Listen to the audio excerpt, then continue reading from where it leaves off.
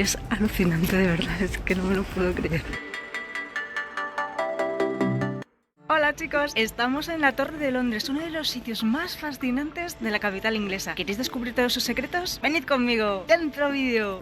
Esta fortaleza ha sido testigo de infinidad de hechos históricos a lo largo de muchos siglos. Sus orígenes se remontan a finales del siglo XI, tras la conquista normanda. La Torre Blanca fue construida por orden del mismísimo Guillermo el Conquistador en 1078. Entre los siglos XII y XIII, en época de Ricardo Corazón de León, Enrique III y Eduardo I, se fueron construyendo más zonas del recinto. Durante siglos fue residencia de reyes, pero en el siglo XV se convirtió en prisión y lugar de ejecución. Incluso varias reinas y personajes ilustres perdieron aquí la cabeza. Desde 1988 es patrimonio de la humanidad y además tiene unas vistazas brutales del mítico Tower Bridge. Bueno, las vistas son cuando no hay niebla, pero os prometo que el puente está ahí. Según accedemos a la torre, nos encontramos el Palacio Medieval. Se accede a él a través de la Torre de St. Thomas, construida a finales del siglo XIII por Eduardo I. En ella se encuentra la Puerta de los Traidores, que en sus orígenes daba directamente al Támesis y por donde accedieron los prisioneros más notables de la Torre de Londres, como Tomás Moro y, según dicen, Ana Bolena. Podemos ir visitando varias torres y encontrar estancias como el dormitorio de Eduardo I.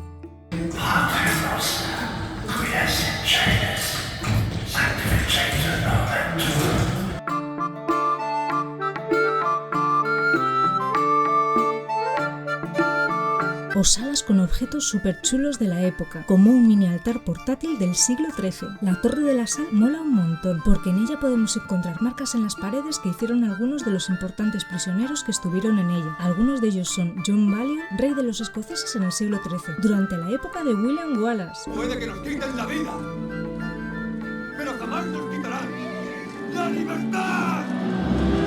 Pobre William y pobre John. El final ya nos lo conocemos todos, ¿verdad? O Henry Walpole, un cura católico al que encerró la mismísima Isabel I. En la Torre Broad Arrow hoy podemos ver armas o probarnos cascos de soldados, pero en ella estuvo encerrado Sir Everard Digby, uno de los participantes en la mítica conspiración de la pólvora del siglo XVII. En las siguientes torres podemos ver pequeñas exposiciones, como una de fotos de la fortaleza en la época de la Primera Guerra Mundial, o una con animaciones muy chulas de lo que sucedió en Londres y la Torre en la época del Duque de Wellington. Por cierto, los reyes medievales regalaban y recibían animales, por lo que la torre también fue un zoo para deleite de los nobles. Es un tema que a mí no me entusiasma y me da bastante pena. Digamos que el que vivió un poco mejor fue el oso polar de Enrique III, al que al menos dejaban nadar por el Támesis atado a una cuerda. Pero también hubo leones, tigres, monos y otras especies. En la capilla real de San Pedro ad Vincula del siglo XVI están enterrados los prisioneros más ilustres de la torre, como Ana Bolena y Catherine Howard, las dos esposas de Enrique VIII a las que decapitó.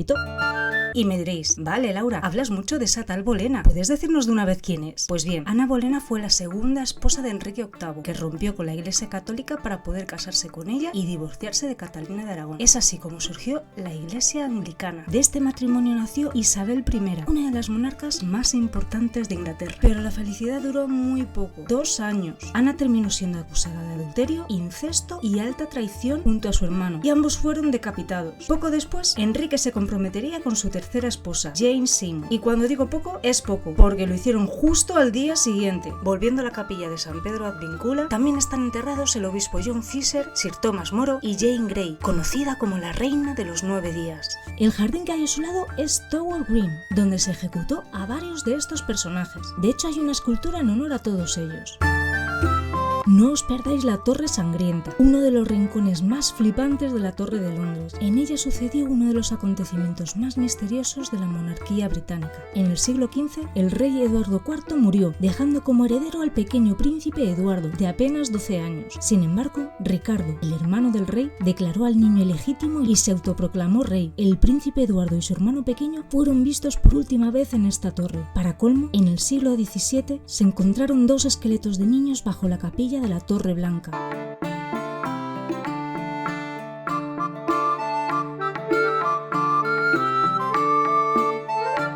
Aquí también estuvo preso Walter Raleigh, un explorador y poeta del siglo XVI que participó en la conquista de América, pero terminó cayendo en desgracia. Las proyecciones con las que nos explican todas estas historias molan muchísimo.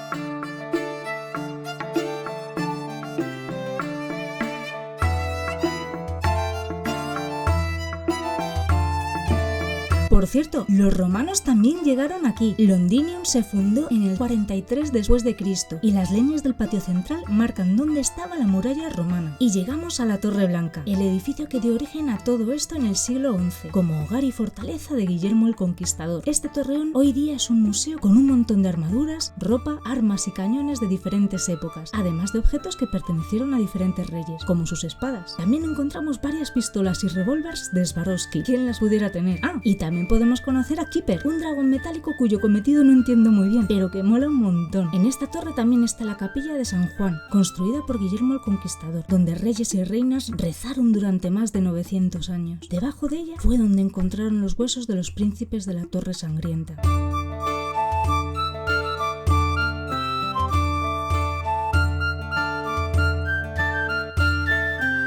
Justo detrás de la Torre Blanca está el edificio que alberga las joyas de la corona, pero no se puede grabar dentro, ni siquiera la puerta. Consejos para visitar la Torre de Londres. 1. Si os apañáis con el inglés, estad atentos a los horarios de la entrada y de las zonas de los cuervos y del monumento a los ejecutados. Los Yeoman Wardens, también conocidos como Beefeaters, que son los guardianes de la Torre de Londres, salen a contarnos cosas súper interesantes sobre estos lugares. 2. De verdad, chicos, madrugad. Sobre todo si vas en época alta. Los pasillos son estrechos y de verdad que se pone todo hasta arriba de gente. Ver estos sitios prácticamente para ti solo es alucinante. O sea, este es uno de mis sitios favoritos de Londres y de verdad que es alucinante, de verdad, es que no me lo puedo creer.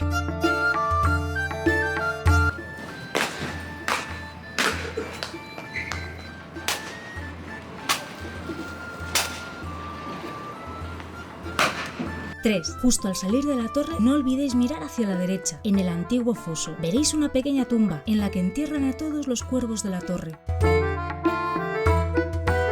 Por cierto, todos ellos tienen nombre y están súper bien cuidados. Anda, que hacer un vídeo sobre la Torre de Londres y no hablar de sus habitantes estrella ya me vale. ¿Sabíais que tienen una leyenda? Se dice que el reino británico caerá el día que deje de haber cuervos en la Torre de Londres. Por eso, siempre tiene que haber mínimo 6. De hecho, actualmente hay 9. Los 6 imprescindibles más algún que otro de repuesto. Por cierto, su dieta se basa en ratones, ratas y deliciosas galletas bañadas en sangre. ¡Qué rico, eh!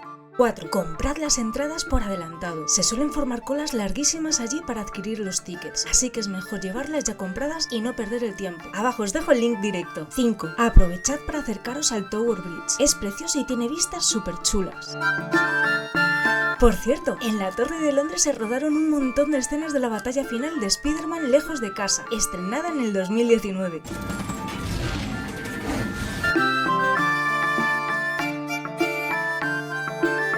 Y recuerda, like y suscribirte si te ha gustado este vídeo. Gracias por estar ahí.